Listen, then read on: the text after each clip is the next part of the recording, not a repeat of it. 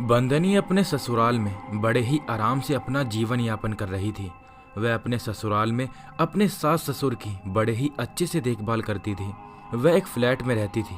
पति एक कंपनी में काम करने के लिए रोज सुबह 9 बजे की ड्यूटी ज्वाइन करने के लिए चला जाता था और रात में हमेशा की तरह 10 बजे ड्यूटी खत्म करके घर वापस आता था। बंदनी के कमरे के सामने एक दूसरे कमरे में कोई नहीं रहता था। वहाँ हमेशा ताला लगा रहता था। बंदनी जब कभी भी उस कमरे के सामने से निकला करती तब उसे कुछ ऐसा एहसास सा होता था जैसे कि किसी ने उसे पकड़ लिया हो। ऐसा एहसास केवल बंदनी को नहीं होता था, फ्लैट में रहने वाले हर व्यक्ति के साथ ऐसा होता था। पता नहीं उस कमरे में ऐसा क्या था जिसकी वजह से वहां ताला लगा रहता था। कभी कभी तो उस फ्लैट के कमरे से ठोका पीटी करने की भी आवाज आती थी या फिर कभी कभी चिल्लाने की आवाजें आया करती थी। बहुत से लोग उस कमरे के सामने नहीं जाते थे, पर यह बात बंदनी को नहीं पता थी और ना ही उसके परिवार में किसी को इस बारे में खबर थी। एक दिन की बात है, बंदनी उस कमरे के सामने से अपना न्यूज़पेपर उठाने के लिए बाहर निकलती है। तभी उसे उस कमरे से किसी के दरवाज़ा खटखटाने की भी आवाज़ें आती हैं। ऐसा लगता है कि मानो कमरे के अंदर से कोई दरवाज़ा खोलने के लिए खटखटा रहा हो। बंदनी जब उस कमरे के दरवाजे पर कान लगाकर आवाज़ें सुनने की कोशिश करती है तो वह आवाज़ें बंद हो जाती हैं और वह इसे अपना वहम समझकर अंदर आ जाती है। रात में जब उसका पति घर आता है तो बंदनी ये बात अपने पति को बताती है। उसका पति इस पर यकीन नहीं करता क्योंकि उसे भूत प्रेत पर विश्वास नहीं होता और वह इसे उसका वहम समझकर बात को टाल देता है।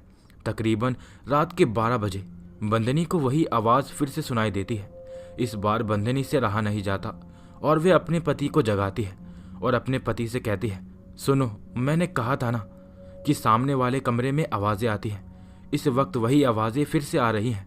क्यों ना हम दोनों मिलकर देखने चलें कि उस कमरे में आखिर कौन है। पर उसके पति को कोई आवाज़ सुनाई नहीं देती और वह उससे फिर दोबारा से वही बात कहता है कि ये तुम्हारा भ्रम होगा या तुमने कोई सपना देखा होगा, तो सो जाओ और मुझे भी सोने दो क्योंकि मुझे सुबह ड्यूटी पर जाना है। ऐसा कहते हुए बंदनी सोने की कोशिश करती है, लेकिन उसके मन में वही सवाल बार बार खटक रहा है कि आखिर बंद दरवाजे से आवाज़ कैसे आ रही है, क्योंकि उस कमरे का दरवाज़ा तो बाहर से बंद है, फिर अंदर कौन है। बंदनी को अब कुछ भी समझ नहीं आता कि क्या करे। उसने सोचा, जब मेरे पति अपने ऑफिस चले जाएंगे तब मैं खुद ही पता लगाऊंगी कि इस दरवाजे के अंदर कौन है। उसका पति सुबह अपने ऑफिस चला जाता है। तब बंदनी उस दरवाजे के बाहर खड़ी होकर आवाज़ लगाती है कि अंदर कौन है, परंतु उसे कोई जवाब नहीं मिलता। वह दरवाजे को बहुत देर तक खटखटाती है पर अंदर से कोई आवाज़ नहीं आती। बंदनी से अब रहा नहीं जाता। वह नीचे बैठे हुए चौकीदार से जाकर पूछती है कि मेरे कमरे के सामने वाले कमरे में कोई रहता है क्या, क्योंकि उस कमरे से खटखट की आवाज़ें आती रहती है। चौकीदार कहता है कि मैम साहब, मुझे यहाँ आए हुए अभी 6 महीने ही हुए हैं। मुझे इस बिल्डिंग के बारे में पूरी जानकारी नहीं है और रही बात उस कमरे की, तो उसके बारे में तो बिल्कुल नहीं जानता हूँ। भला कोई बंद दरवाजे से कैसे खटखटा सकता है? ये तो ज़रूर कोई आपका भ्रम होगा। बंदनी इतना सुनकर अपने कमरे में आ जाती है। बंदनी अपने पति के साथ अपने कमरे में लेटी हुई थी। रात का समय था और बंदनी इसी कमरे के बारे में सोचते सोचते सो जाती है। तभी उसे सपना आता है। वह सपने में देखती है कि उस कमरे से धुआं निकल रहा है और वो धुआं देखते ही देखते एक आत्मा में तब्दील हो जाता है और वह आत्मा बंदनी की तरफ आगे बढ़ रही होती है। इतना ही देख पाती है, बंदनी की अचानक से आंख खुल जाती है और वह बहुत डरी और सहमी हुई सी उठकर बैठ जाती है। बंदनी इस सपने को देखकर इतना डर जाती है कि उसके चेहरे से पसीना ही पसीना निकलने लगता है। बंदनी पूरी तरह से पसीने से भीग जाती है। तकरीबन रात के 1 बजे होंगे। तभी बंदनी से रहा नहीं जाता। वह कैसे भी करके उस कमरे के अंदर जाना चाहती है, पर वह कैसे जाए क्योंकि उस कमरे में तो ताला लगा हुआ है। बंदनी उठकर उस कमरे के दरवाजे के पास जाती है।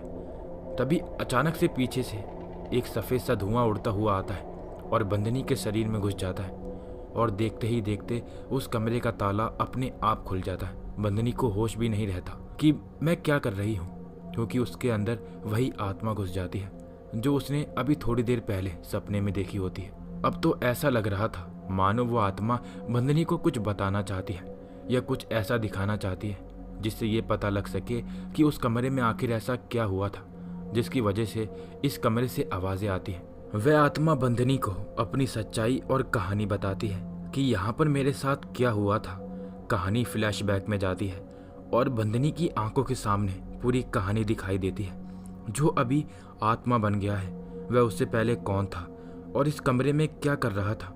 दरअसल उस फ्लैट के मालिक ने इस कमरे में जो व्यक्ति रहने आया था उसकी हत्या कर दी थी और उसकी लाश को उसी कमरे के फर्श के नीचे दबा दिया था। इसी वजह से उस कमरे से खटखट की आवाजें आती रहती हैं। अब वह आत्मा बनकर उस बिल्डिंग में भटकता रहता है और अपनी मौत का इंसाफ मांग रहा है। बंदनी को सब मालूम चल जाता है और वह नींद में ही उस कमरे से बाहर निकलकर अपने कमरे में आकर बेड पर लेट जाती है। सुबह जब आंख खुलती है तब वो देखती है कि उस कमरे में वही ताला लटक रहा है। बंदनी बड़े आश्चर्य में पड़ जाती है और उस कमरे के दरवाजे को देखती रहती है।